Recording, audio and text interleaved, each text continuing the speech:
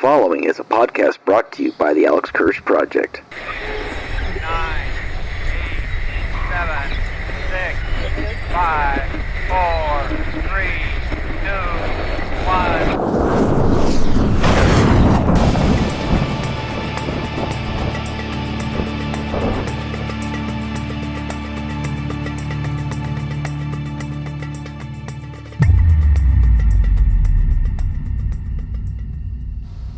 As we all know, a recent shooting took place in Colorado Springs, Colorado, in a club called Club Q, where 5 people and dozens more were injured.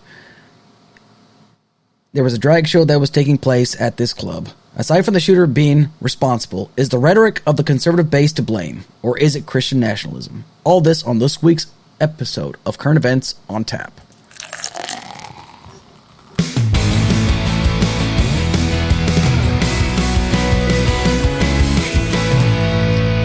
And good evening, listeners, and welcome to another episode of Current Events on Tap with your host, Alex Kirsch, a podcast from the Alex Kirsch Project. Hey, that's me, Army retiree, truck driver, pragmatic progressive, political commentator, and guess what? Sometimes I do a little cloud chasing here and there.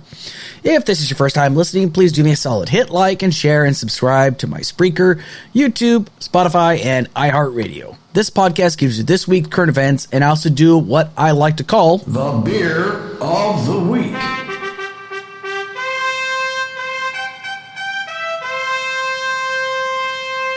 During the beer of the week, I pick one beer and review it based on price and presentation. I've decided to add that to pour, aroma, taste, and I also give it an overall rating.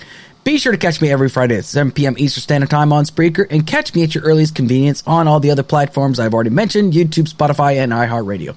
Just type in the Alex Kirsch Project, or you can type in Current Events on Tap, and you will find this podcast. I hope everybody is enjoying their Friday, and hopefully everybody enjoyed their Thanksgiving. I know I sure as hell did. Went down to just outside of Detroit to my mother-in-law's house, and we had a delicious Thanksgiving meal.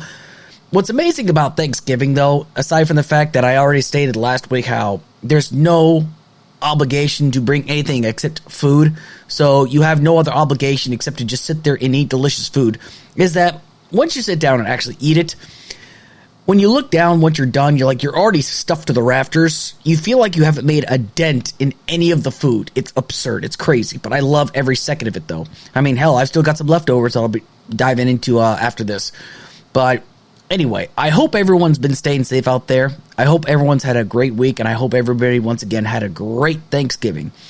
And however, this week, I usually focus on multiple topics, but this week, I'm only going to focus on one topic in particular, but it's going to have different segments in it. Let's put it that way. So, and even if it cuts into my show just a little bit, it's fine. I just felt like I was just prepping so much and doing so much research on this topic. I felt like it was just going to be the only focal topic that I was going to focus upon tonight. So anyway, but however, I don't want to get out of order here. What's the one thing I also need to go into? That's right. It is now time to focus on the Beer of the Week.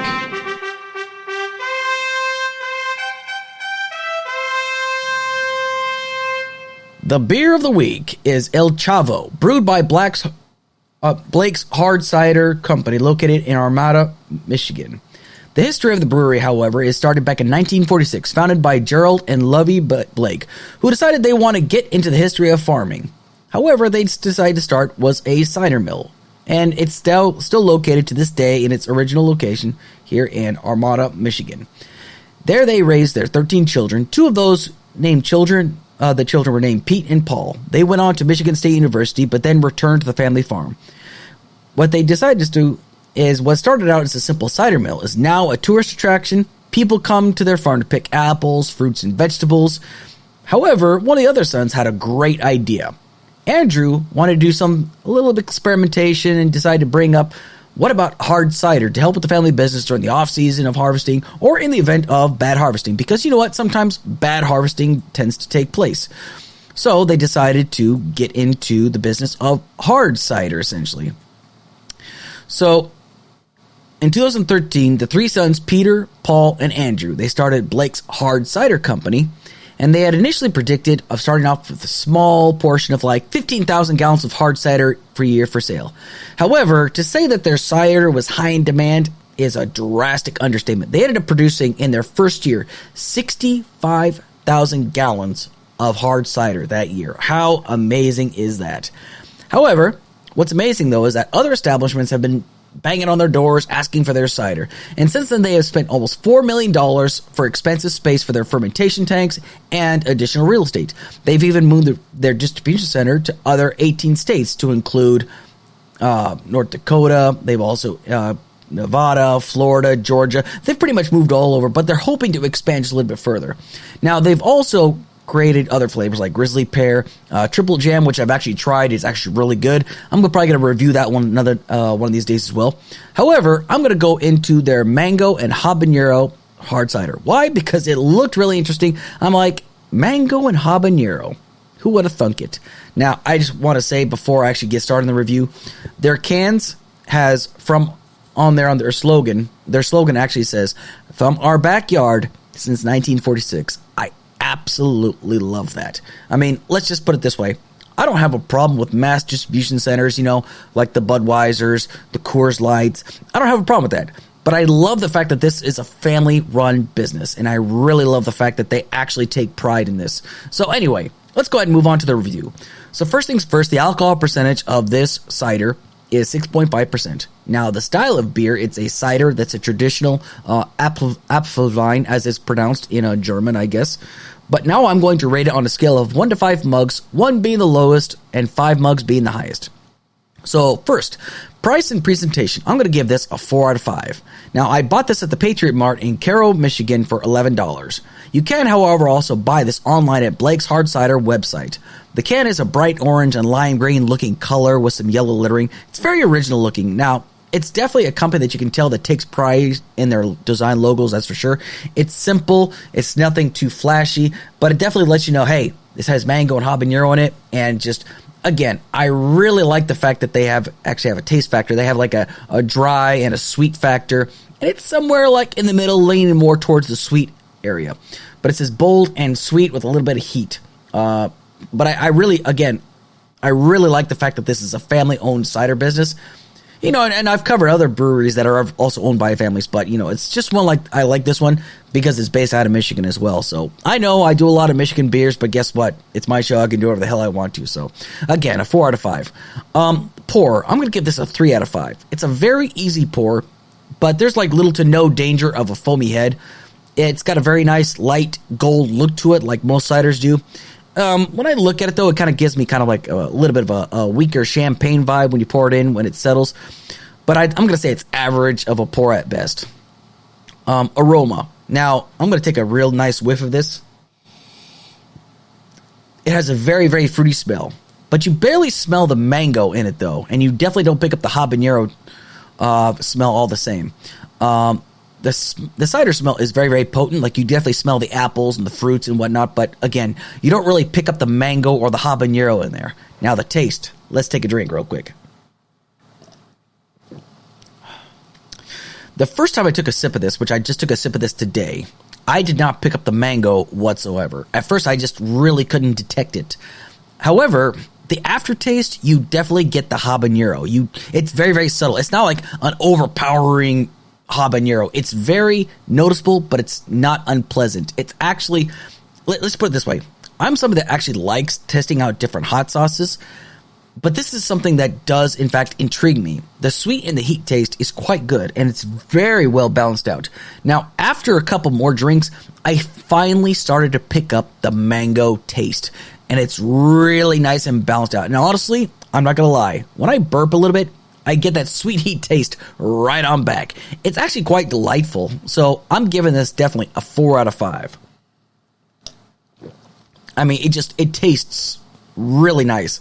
It's a very refreshing cider, honestly. I'm not really much of a cider drinker, but overall, 4 out of 5. It's a very different kind of cider. And like I said, I don't drink too many ciders. It's not really my thing. But again, I've tried their triple berry, and I thought it was really, really good. But I like this one because it's very original and has a very particular taste. And I like stuff that's not like mainstream, stuff that's fairly different. You know, I really, really, really like that. So now I'm not saying everyone's going to scream about this because I read some other reviews about it. Some people are like, oh my God, what is this abomination? But honestly, I think it's delicious. I can also say this is one that you should not knock it until you tried. It's a brilliant concept, though. I mean, who would have thunk that you could actually turn mango and habanero and put this inside of a cider and actually make it taste this good? I mean, it's insane how good this actually is. So I actually want to go to Blake's Hard Cider Company one of these days and try it on tap. Like, I want to try all their beers on tap, actually. So, but anyway, give this, once again, an overall 4 out of 5, and I look forward to trying out more products and reviewing more products in the future. Now, anyway, without further ado, it's time to get serious. It's on to current events.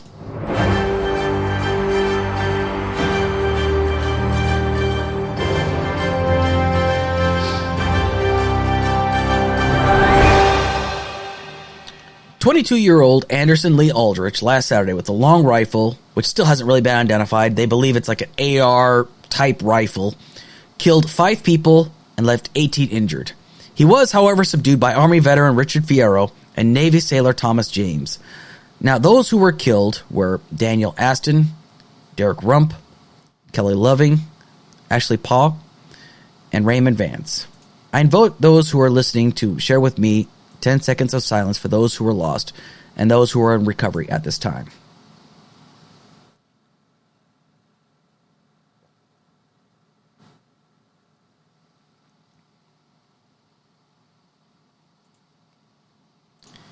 It seems as though that what we know of the accused is, as of right now, he is 22 years old, his parents are divorced, his father is a former porn star and drug addict, and according to the shooter's defense attorney, the shooter identifies as non-binary. Now, whether this is true or not, one cannot be sure. I'm not going to say anything otherwise about that. All I know is that the shooter committed something absolutely atrocious, and as of right now, it's being considered a hate crime as of right now. We're still trying to figure out the motive. They're still trying to figure this out. But apparently, once it was dropped that the shooter identified as non-binary, everybody in the right-wing media just went ballistic saying, oh my God, this person's non-binary, therefore this is not a hate crime, which even they shouldn't say that this cannot be considered a hate crime, but I'm going to get that into a little bit. What really shocked me, though, is his father, and I don't even really want to name him because I thought it was just, what he said was just completely inappropriate. When his father found out what his son had done, that his son had committed a mass shooting, this is what he had to say on audio, if you can understand it. There was a shooting involving, multiple people, right. And then later on going to find it's a gay bar. Yeah, right. And I was like, oh my God, is he gay? I was scared. Oh my God, shit, is he gay? And he's not gay, so it's well, you guys had conversations about that. You were. Oh yeah, I was adamant. Him, yeah, you were adamant that gay is bad. I'm a Mormon. I'm a conservative Republican, and we don't do gay. We don't do gay. Yeah. I can't get answers from the attorneys really, but they're saying that somebody's it's involving a gay bar or some shit. I don't know. I don't know what the heck you did at a gay bar. I don't know what's going on. Well, he's accused of going on a mass shooting at a gay bar and killing 5 people. Colorado. Okay, well, that's shit. If he's accused of doing that, I'm he's not gay.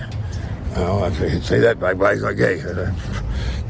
So it seems as though this dad is more concerned with the idea of his son being gay, or being not gay, instead of the fact that his son just murdered people. Again, murdered 5 people and wounded 18 others. This is grossly offensive. But his comment isn't even the worst of the bunch. But I'm going to continue to play more audio for you. However, since the fallout of the shooting, there's been a string of offensive and derogatory words used to describe the victims of the shooting. For starters, the word groomer has been that's most commonly used on social media. I know, because I see it all the time. Hell, even today on Twitter, I was accused of being a groomer just because, I'm a firm supporter of the LGBTQ plus community. I was accused of being a groomer and that I support pedophiles, which is not true whatsoever. It's just pathetic that people have to resort to that because, but I'm going to kind of get into as to why people say things like this, though. But groomer is a term that is very frequently used by those on the right. Now, why is it they keep using these terms? For years, there have been members of the conservative base who are convinced and convincing other people that the LGBTQ plus community is out to groom children to become gay or lesbian or trans. That, however, is putting it mildly. The conservative base is filled with the most homophobic and anti-LGBTQ rhetoric in recent history. Now, I'm not saying all conservatives are anti-LGBTQ plus, but there are far too many people in this country that happen to lean very hardcore conservative to the right that are anti-LGBTQ plus. So, for starters, the next bit of audio I'm going to play for you is somebody that's not just anti-LGBTQ plus, but somebody that is grossly offensive in her statement. This is Jenna Ellis.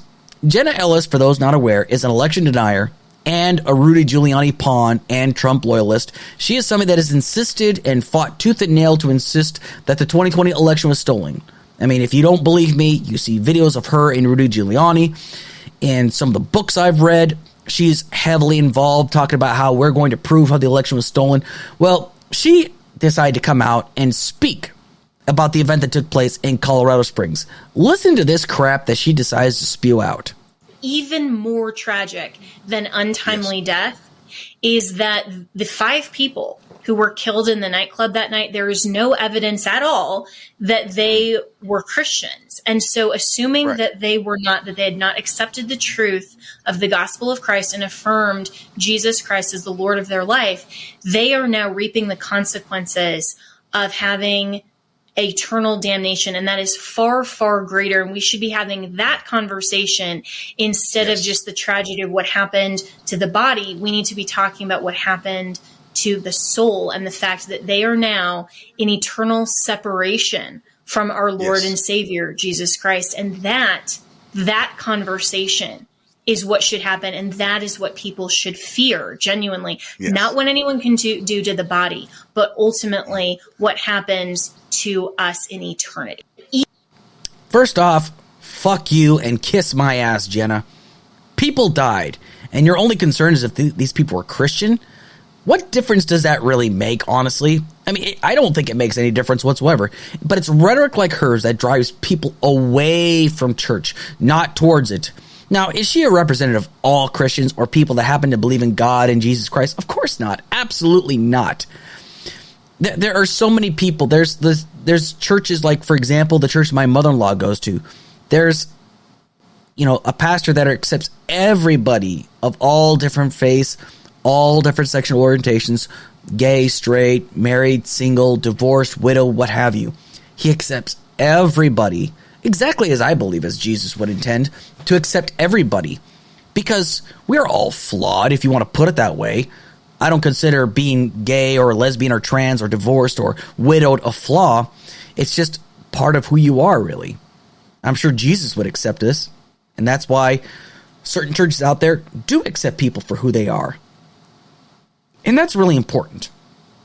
But for some reason, Jenna Ellis seems to think, well, these people aren't Christians, so therefore we need to worry about the fact that they're destined for eternal damnation, which is so alienating and actually drives further people away from religion, honestly, when you talk like that.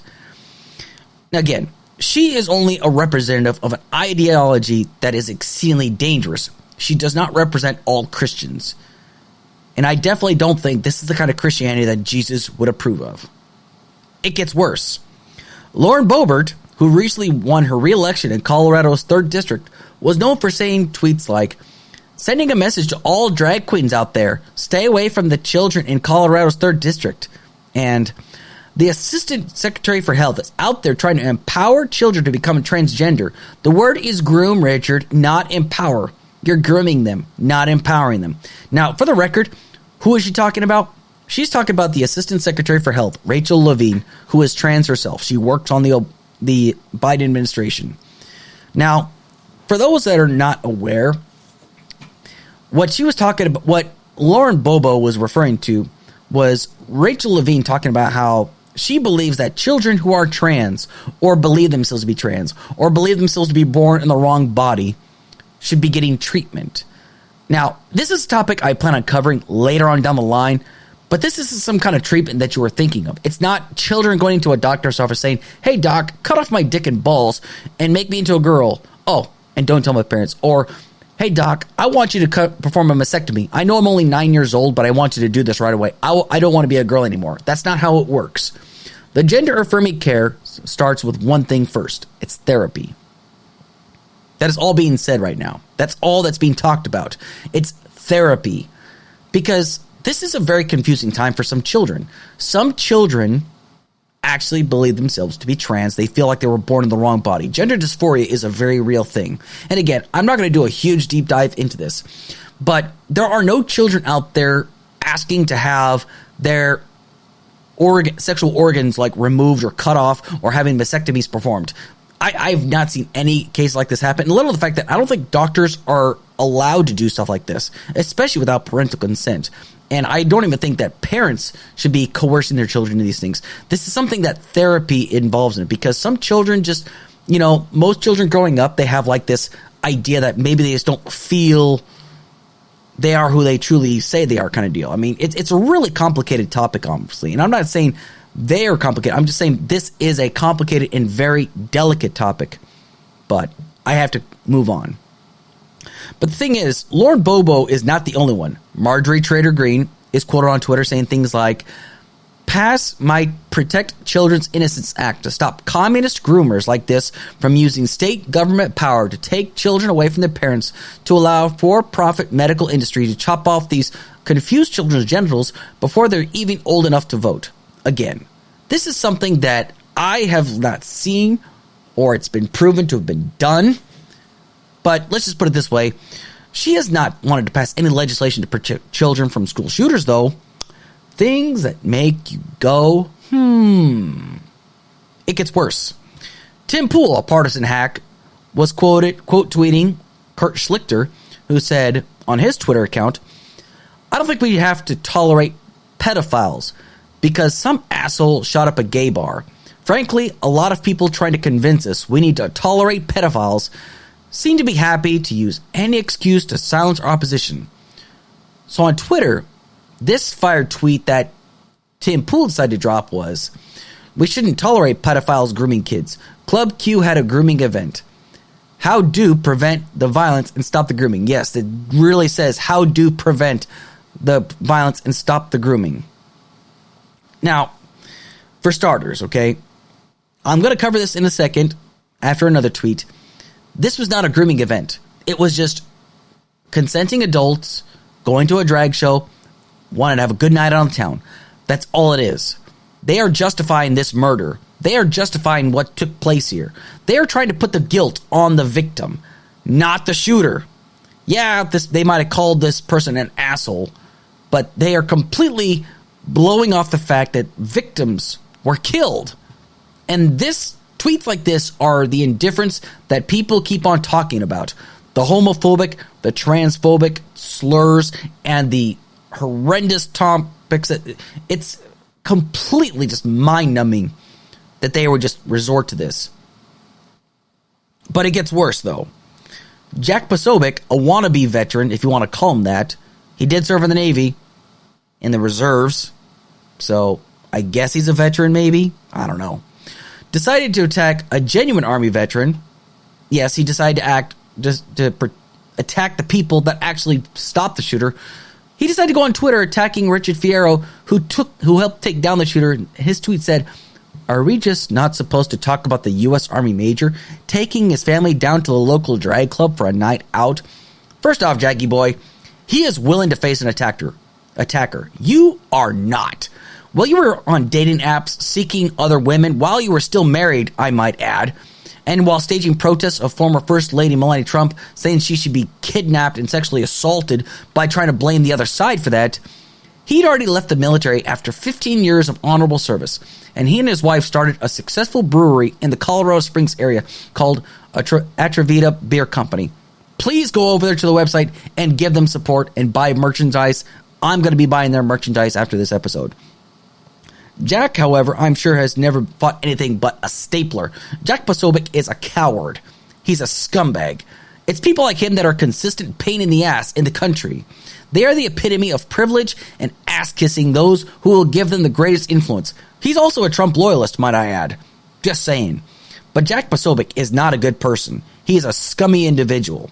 And the fact that he would actually attack somebody who honorably served their country while he has done not jack diddly squat with his life, but be a frickin' partisan hack, he can kiss my ass too, actually. But let's not make let's not make any mistake about this. Jack is one of many people we all know as Christian nationalists. Now, I have talked about Christian nationalism before. They are a cancer on this society. Hell, nationalism in general is a cancer on this society. But it's growing right now. Now, we dodged a bullet. There were some political candidates this last time around in the midterms that managed to not get into office to spread their rhetoric. But there are far too many in this country that are continuing to spread the rhetoric. Now, it is in the Constitution that Congress shall make no law respecting any one religion or preventing the free exercise thereof of any religion. The Christian nationalists, however, want to see to it that the Constitution should be overthrown. I know, because I've had some of these conversations with these paleocons, these conservatives, these hardcore conservatives, these Christian nationalists. They want to see the Constitution overthrown. Alvin Sexton, a nominee for the Colorado HD 15 state representative, did a few videos on TikTok talking about people like these. He then tagged me in a video that I asked him to tag me in, and I give him the full credit, along with Electro Brogers on TikTok, about some people that are spreading something even more like ideas and ideology that's far more sinister than I had ever thought of, actually. The following video and following audio they talk about on TikTok is the 7 Mountain Mandate. Voting rights. And the Republican candidates on the ballot, they're taking advantage of Christian nationalist ideology because they're not actually about freedom. They're about dominion. Colorado Springs has become the epicenter for something known as the 7 Mountains Mandate movement. Now, this is a fuzzy interpretation of biblical prophecy that claims that when Christians control the 7 spheres of societal influence, Christ will return. They are literally trying to usher in the end of the world. Education and government are 2 of those spheres. A recent nonsense that we've all experienced with our local school boards is no coincidence. The educational realm, many of you have run for office and most of you have won. National level organizations with specific goals of deconstructing public education have co-opted 7M messaging and efforts for their own purposes. Big business and religion make strange and dangerous bedfellows. Please go on to TikTok and on Twitter and give Alvin Sexton a like and a follow, please. And also go on TikTok and give Electro Brogers a like and a follow on TikTok as well. Now, I'm going to explain what exactly is this 7 Mountain Mandate. I'll explain it into further detail because I think everybody needs to know about this. This is a concept dreamt up by Lance Wallnau. Now, for those not aware who he is also a Christian nationalist and was one of the biggest supporters of Trump loyalist and failed gubernatorial candidate Doug Mastriano, who also happens to be a retired Army colonel, somebody who I've actually spoken with before. Now, Wallnau has been dubbed as the father of American dominionism, an ideology that believes exerting God's will on earth as it is in heaven. He wishes to impose his moral code as dictated by God upon those on this earth, especially in this country. And as the leading figure of the new apostolic, it's hard for me to pronounce this sometimes, Reformation, he believes that these fundamental changes to society under this idea of Christian nationalism will bring about the second coming of Jesus Christ. He believes this. He believes he has been anointed by God himself to be the vanguard to the second coming of Christ by dominating what he believes to be the 7 large spheres of influence in society, which are education, religion, family, business, government and military, arts and entertainment, and the media. Some of the teachers of the 7 Mountain Mandate are known to quote Isaiah 2nd chapter, 2nd verse, that uses mountains as an analogy. It says, "In the last days of the mountain of the Lord's temple will be established as the highest of the mountain. It will be exalted above the hills, and all the nations will stream to it." This is actually much more frightening when you actually take the time to think about it. This is what Christian nationalists are focusing upon. Their influence spreading across this country like a disease, and they will stop at nothing to corrupt this country. They firmly believe that the world needs Jesus. Now, some of these nut jobs believe that we need Christian professors, lawyers, CEOs, drill sergeants, newscasters, coaches, painters, chefs, gardeners, actors, handymen, the whole nine. This is who they want. They want Christianity and their morals and values to encompass all of American society. I mean, it's not just these people saying it. There are many people in this country that truly believe in this. They believe in this ideology. Now, what should we do about this? Now, I do not believe in advocating violence towards them. I do, however, believe Christians and other religions who believe in our Constitution as our founders intended should stand against this rhetoric.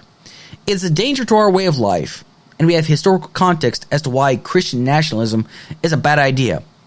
One of those examples is the Ku Klux Klan. The Ku Klux Klan believed by torching crosses on black people's lawns, it was purifying that lawn towards a white Jesus, essentially. In a nutshell, that's what that means. These people believed what they were doing was what Christ would intend them to do. I'm sorry, but I don't remember any part of the Bible where Jesus believed in shit like that. But that's what the KKK believed. Christian nationalism is a cancer. And again, I am not advocating for violence. I am, however, using my platform to spread awareness of the danger of these people. I mean, could you imagine a society, right? Can you imagine a society right now where everything is Christian nationalism, education, religion, family, business, government, military, arts and entertainment, and the media?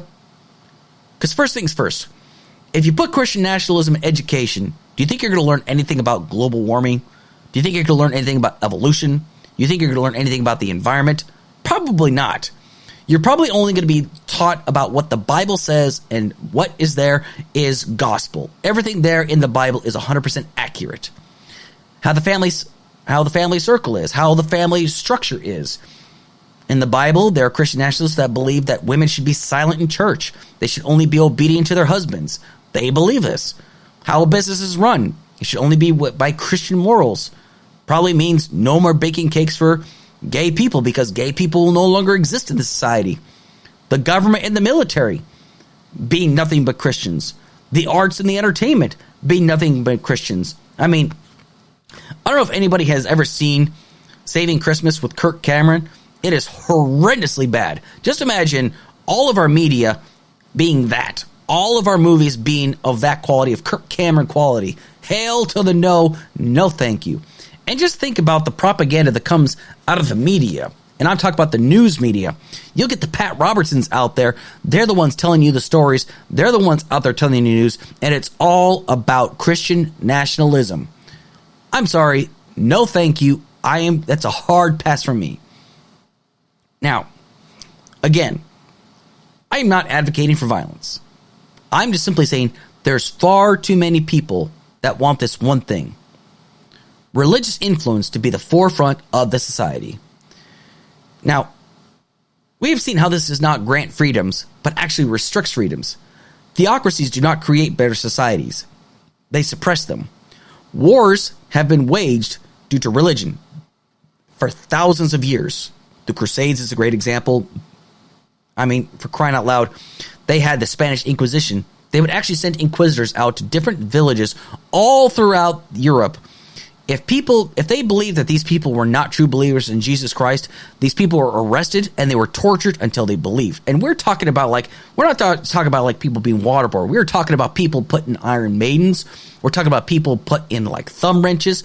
We're talking about people being subjected to breast rippers. I mean, the worst kind of torture you could imagine in medieval times. All for the sake of believing in God. Frightening. And again, wars have been waged for religious reasons. And it isn't going to stop just because Christians are in charge. So why did I choose to focus on this? Because it is in all fact connected. The indifference that people showed towards members of the LGBTQ plus community has led to this. This belief that all people in this community are groomers and pedophiles and they are coming for your children. Now, let's talk about who the real culprits are. In October of this year, 4 Jehovah's Witnesses have been charged with molesting 19 children in their congregation in Pennsylvania, in Brisbane, Arizona in 2017. Actually, it wasn't 2017, I'm sorry. But a young 5-year-old girl was being molested by her father, who admitted this to his bishop at the Jesus Christ of Latter-day Saints, that he was molesting his daughter. The church did nothing, and the father continued to rape his daughter for 7 more years. He even went so far as to abuse the infant daughter. He was arrested finally in 2017, but he never saw a trial. He killed himself. January 2020, 750 lawsuits were filed against Catholic dioceses from adults coming forward sharing their stories of this abuse. 750 lawsuits. Who knows how many other lawsuits are still waiting to be pending right now. These are members of religious influence that these lawsuits are coming against. May 24th of this year, Reverend John Lowe confessed before his congregation that he had committed adultery. But it's not just adultery, it's rape. And it's far worse than that. I'm going to play audio from you from Inside Edition on this story itself. A stunning confession by a beloved pastor. I committed adultery. It was nearly 20 years ago.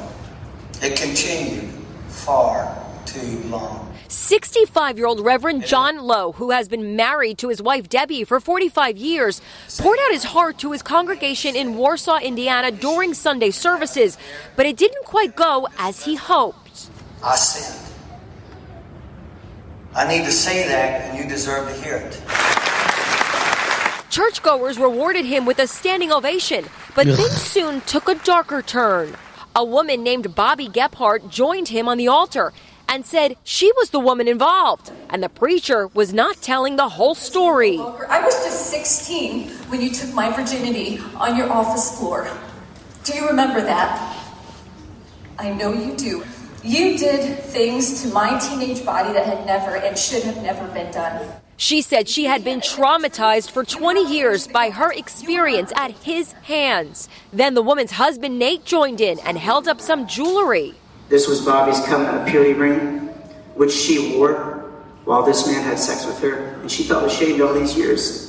As she stormed out of the church, members of the congregation embraced her and shouted angrily at their pastor. If you did it, you need to admit it. 100%. The pastor had to face the congregants and beg for their forgiveness once again.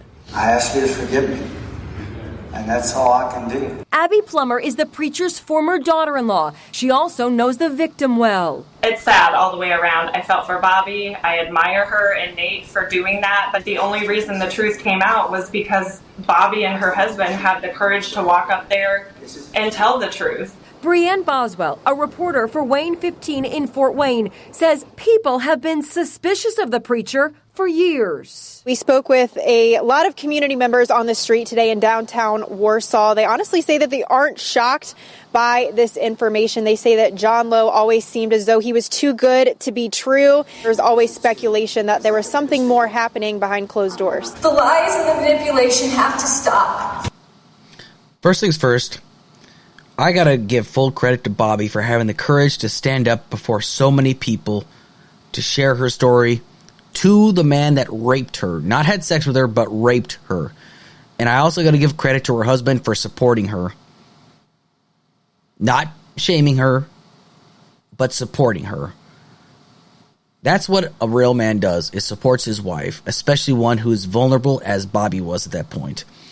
And the fact that so many people knew that he was up to no good and did nothing about that. We always talk about how Harvey Weinstein, people knew how much of a scumbag he was. They knew that he was a terrible person, but they did nothing. It was Seth MacFarlane that first blasted him. People knew what kind of a scumbag he was, but yet so many people were afraid to come forward because of his influence. And it's a shame. It's no different for this guy. This reverend raped a 16-year-old girl. He took her virginity. He knows that he did it. He raped her. and yet he's asking for forgiveness. You know what it seems like to me? It seems like religious figures have a worse track record when it comes down to rape than the LGBTQ plus community. But yet it's them you have to worry about. It's the LGBTQ plus community you have to worry about. I don't think so. I'll put you like this. As a society, we need to stand against this hatred towards the LGBTQ plus community and those that face this poisonous venom being shot in their direction. We need to charge the people who are the real predators, those who are supposedly in high influential positions of power, to include in our religious institutions. They are the ones that take advantage of people in society. They are put into positions of trust for a reason. Because some people, when they're at their most vulnerable, reach out to these religious figures. And some of these religious figures take full advantage of that. Now, I'm pretty sure you're going to hear some people say, well, what about the clubs where the drag queens wear suggestive clothing or carry around large dildos in front of children? Well, for starters, I'm going to ask, where are the parents? Parents should be the ones explaining this to their children, or maybe they shouldn't bring them to events like these where sexually suggestive material might be displayed. I remember there was one club where children were at, and there was a neon sign in the background that says, "It's not going to suck itself." And I was like, no, that's not okay. They shouldn't be doing things like that. However, if it's just a drag queen that's just dressed in a dress and whatnot, it's not that big of a deal, honestly.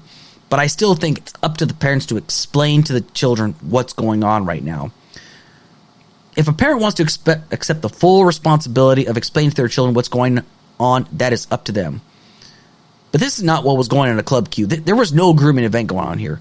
It was just people, consenting adults, all going out having a good time on Saturday night. Fierro, for example, was out with his wife and daughter and her boyfriend, who was one of the people that was killed that night. They just wanted to go out and have a good time. There was no grooming of children at this event. Again, they were all consenting adults. They just wanted to go out and have a good time.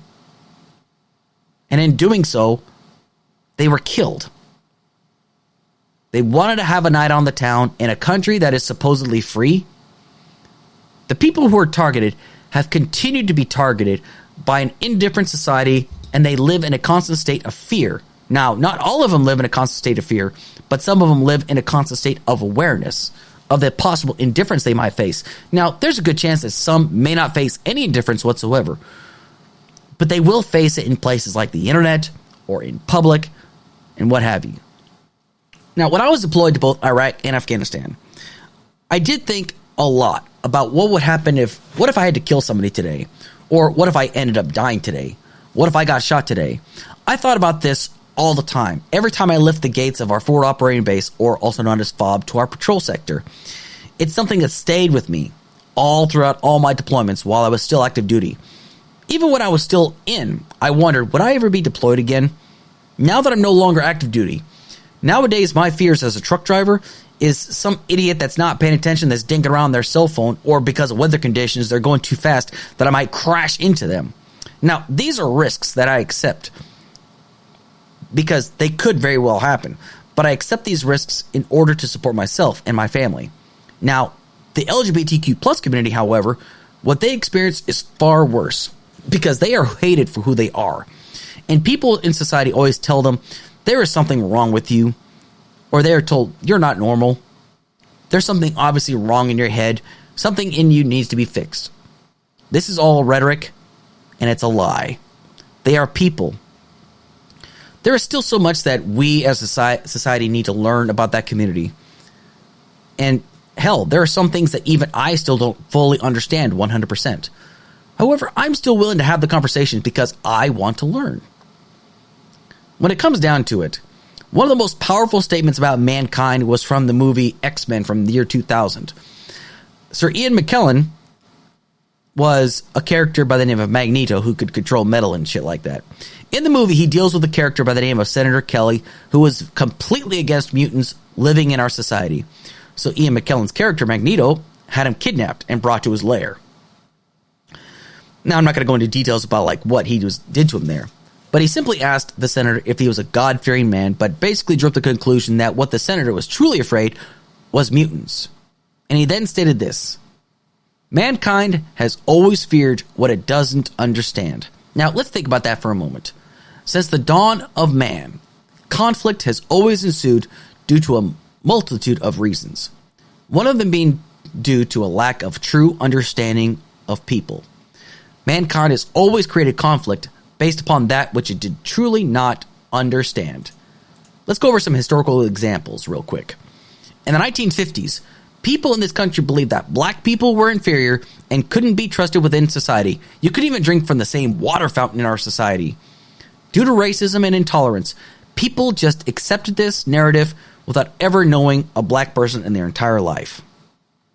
During the AIDS epidemic, people believed that gay people were responsible for AIDS and were alienating gay people, and to the point of them not being treated equally in our society. Especially the fact that there was rhetoric by people like Jerry Falwell who believed that gay people were immoral and didn't deserve equal rights. After 9/11, Muslims were being attacked consistently. Attacks against them increased. Even Muslims that were serving our country were being attacked.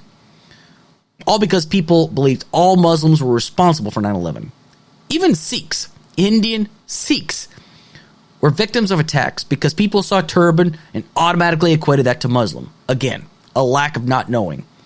COVID 2020, because of Donald Trump's rhetoric with words like Kung Flu and China virus, Asian Americans faced a massive uptick of attacks by other Americans in this society because of people not knowing the difference between a Korean person, a Chinese person, a Japanese person, Thai, Vietnamese, or Filipino. Again, from a lack of not knowing, a lack of not understanding. That's what they all have in common. It's not just about people being indifferent. It's just attacking that which they do not understand. The extreme conservative right and these Christian nationalists, or hell, any nationalists of any faith whatsoever, attack that which they do not understand and whatever threatens their way of life. The people who are afraid of the LGBTQ plus community are the ones who spread the most misinformation. Why? Because it sells. Now, is it possible that there might be some LGBTQ plus members that happen to be predators? Sure. Predators come in every shape and form. It doesn't matter who. All predators need to be dealt with, denounced, prosecuted to the fullest extent of the law, especially if they offend. But to paint an entire brush is dangerous. I mean, I didn't paint the entire religious community with a brush. I just gave examples. But to paint an entire community like the LGBTQ plus community is dangerous. And I've had many conversations with that community, and some of them actually are my friends. Taking a few moments to learn about what you do not understand does not hurt. Some of them are very willing to share their experiences and tell you when they came to realize that they feel like they were born in the wrong body, or they felt like, no, I'm not a man. I feel like I'm a woman. There's nothing wrong with having a conversation about this, especially if you don't understand. And jumping to conclusions and just telling them there's something wrong with them is not helping. You know what does hurt? Spreading misinformation about this community. Spreading misinformation like this leads to events like what happened in Colorado Springs. Even if the true motive never comes out, it's a sure thing that people I have quoted above believe this as a groomer event, and it's going to spread like wildfire. Even before this event, there have been fire bombings that have taken place out bars where there was drag events, brick throwing that has occurred at bars where drag events have taken place. But this could just be the start of something that could get worse. It's why it is so important for people to not listen to people like Tucker Carlson or Jack Posobiec or the Marjorie Taylor Greens, because all they're doing is spitting propaganda. They want people to be afraid of something that they do not understand. The LGBTQ plus community is not a community to be feared. They need to be treated equally in our society. Those who I've spoken to tell me this is what they want. Not to be tolerated, but to be treated as individuals. Because when I wake every day, I don't want to be tolerated. I want to be treated as an equal. Anybody in society wants to wake up and say, I don't want to be tolerated. I just want to be seen as an equal, as everybody should be seen as an equal. Yes, even those that I disagree with politically need to be viewed as an equal, even if they don't show the same difference. Just even if they show like the same, level of indifference towards members of the community I've been speaking about. It's really not that difficult. It's really not that hard. But for some reason, people just seem to think, no, I'm going to tell you what you are experiencing. I'm going to tell you who you are kind of deal. It's wrong. It's 100% wrong. At the end of the day, who is to blame for the shooting? For starters, blame the shooter. It was the shooter that made the decision to grab the gun. It was the shooter who decided to go into the bar. It was the shooter that decided to squeeze the trigger. It was the shooter that killed those 5 people. And it's the shooter that wounded 18 others. Now, we don't know for certain if hateful rhetoric, as of right now, drove the shooter to that club to kill those people. But the fact remains that 5 people and 8 are dead and 18 are wounded. The dangerous rhetoric that continues to follow is not helping. Now, this is not just for a sake of being woke. It's the simple of understanding, being aware, which I think is something that people need to be aware of. I'm not asking people to just automatically accept it. It's something that, you don't understand at first, and it's hard for you to accept. But again, it's all about taking the time to research the topics, research what's going on, understand what does it mean to be trans, what does it mean to be gay, what does it mean to be a lesbian, whatnot. Taking the time to find out from people could actually be very beneficial for our society as a whole. Because misinformation, lies, propaganda has what led us to be as divided as we are in this country as a whole.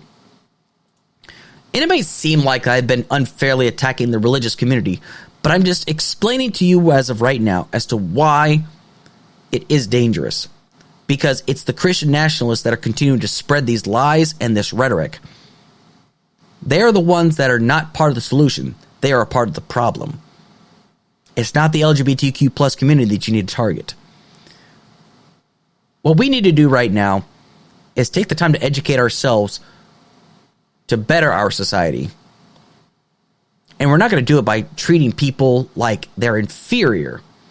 We saw what happened, and we've seen historical context of how dangerous it is to treat people like they're inferior just because we don't understand who they are. It's dangerous. It's wrong. And if you use your religion to influence others to hate people just because they look different or they act different from you, you're actually doing a great disservice. And I'm not going to sit here and preach because I know that I am far from a religious scholar, and I definitely know I'm not perfect. And I know, like, when my time comes and I have to face God for the things I've done, I'm willing to do so. But I'm going to go up there with a clear conscience, knowing that I did everything in my power to show that I believed in defending those that needed, not necessarily needed help, but needed another voice to stand up with them. Because it's a long fight for some of these members of the community. It's difficult. Which is why I feel it's my duty to stand with them, to show that they are, and let them know that they are not alone in this. I've got their back. There's plenty of people in here that have shown that they have their back. The 2 heroes that saved the lives of all those people deserve every bit of credit. They've served our country, and they've shown that they're willing to stand with those. They put their money where their mouth is. They saved lives that day. And even though they don't consider themselves heroes, I consider them heroes. They definitely are heroes. It's time for us to take some time, once again, to remember, what did Jesus want from us? What did Jesus expect from all of us?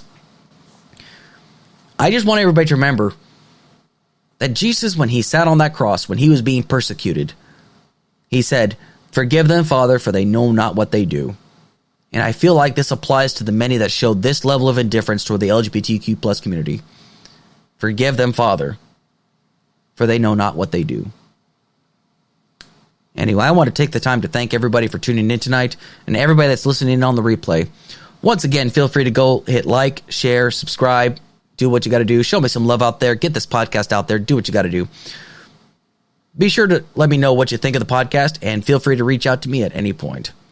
Thank you so much, and I just want to take the time to say, once again, thank you everybody that's been listening and everybody that's been supporting me in this endeavor, in this podcast.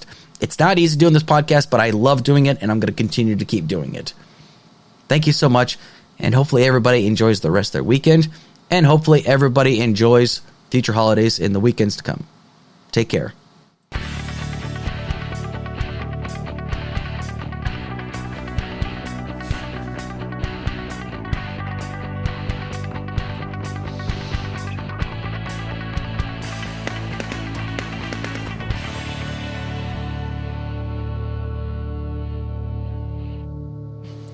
This has been a podcast brought to you by the Alex Kirsch Project. Thank you for listening in. Thank you and good night.